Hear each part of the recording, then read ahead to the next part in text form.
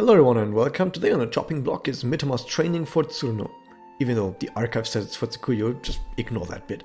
We start with Tsuruno having a dream about becoming Barack Obama and selling noodles.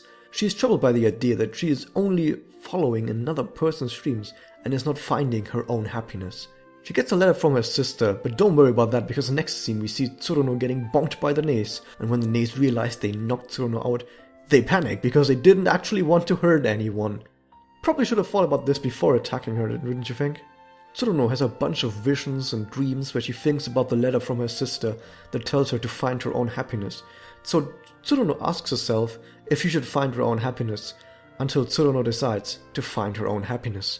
Meanwhile, the Neis bring Tsuruno to Mitama's dungeon where Tsuruno's vision continues, and she decides to find her own happiness by being Ike and fighting for her friends. Finally, Tsuruno wakes up and goes ham, which everyone has a hearty laugh at. Tsuruno and the Neis make up, and as a reward for the Neis, they get bullied. Oh, did I say reward? I mean punishment.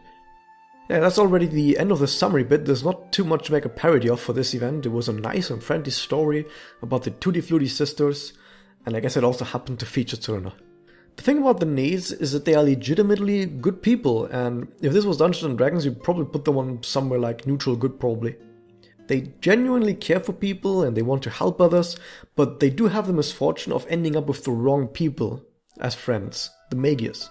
So, additionally, since they are still young and they encourage each other to keep going in everything they do, they often end up in situations where they believe they are doing the right thing, but they are unable to self-reflect and look what they are doing from an external standpoint, which makes them do stuff like attacking Tsuruno until they realize that that was a dick move.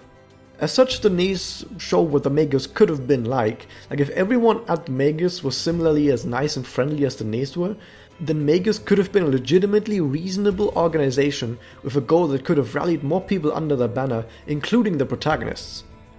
As it stands, however, the Neis are just another victim of Murder Loli and the Artist, because at this point we know that the main story does not actually want to have moral ambiguity between the characters in faction. The main story instead wants to make sure that you know exactly who the good guys and who the bad guys are. But that rant is for another day.